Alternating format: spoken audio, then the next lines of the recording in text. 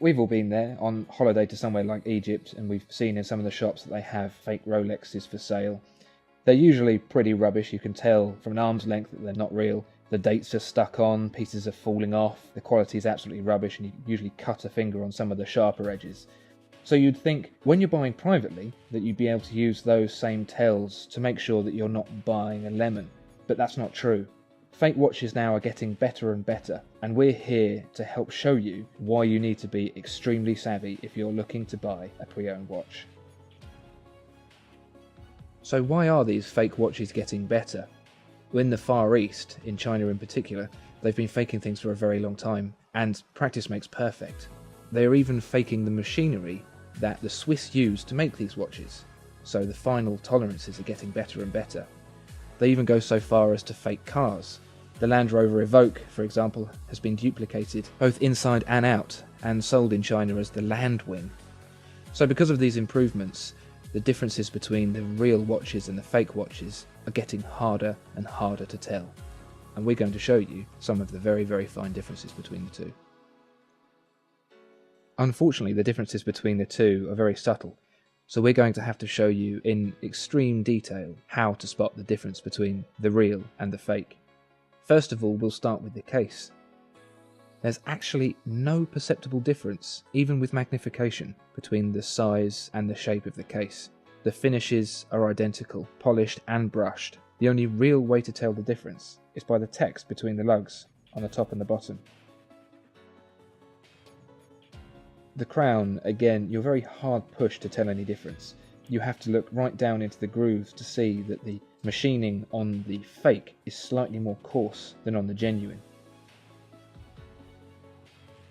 The bezel again is very difficult to tell between the two, with the bezel pip on the fake being slightly more white and the lume being slightly dimmer.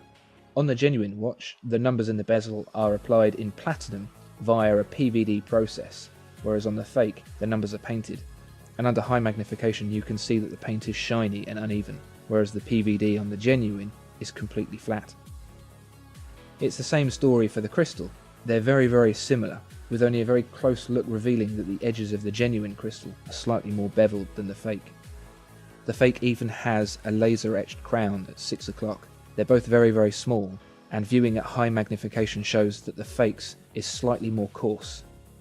The reflectivity of the crystals is very similar. There doesn't seem to be any perceptible difference between the glare on the two.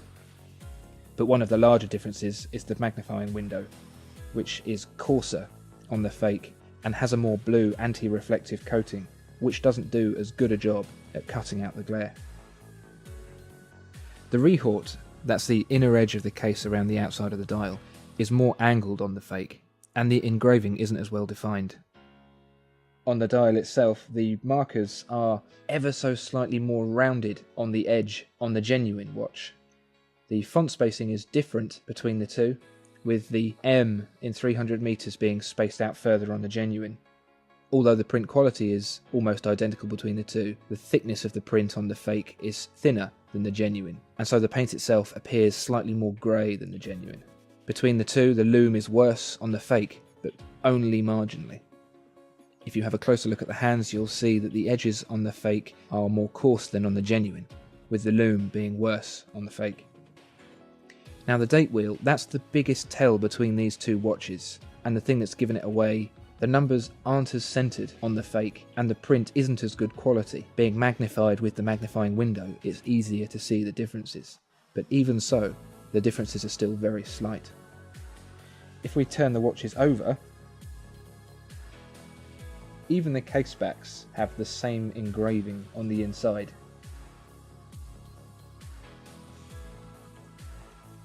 When we take a look inside the watches, it becomes clearer which is the fake. The genuine Rolex, of course, has a genuine Rolex 3135, whereas the fake has a fake ETA 2824. It's actually a fairly good copy of a 2824, but is nothing like the 3135.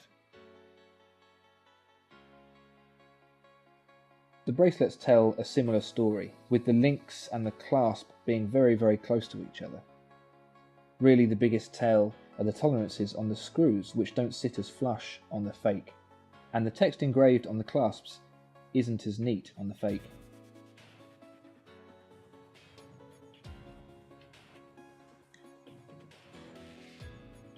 To show just how close these two watches are, we'll put them on a scale. There's a genuine one, that's 80 grams, and the fake, 76 grams. 4 grams difference between the two.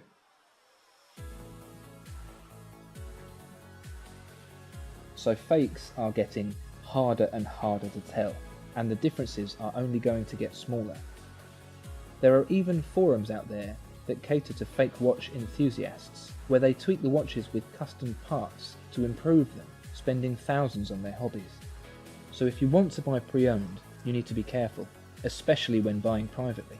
The best way is to find yourself a reputable pre-owned retailer, someone with a good presence that you can trust, someone that's been in the market for a long time. That's the best way to avoid a fake, is to take the risk out of your hands, because as you can see, it's very, very easy to make a mistake.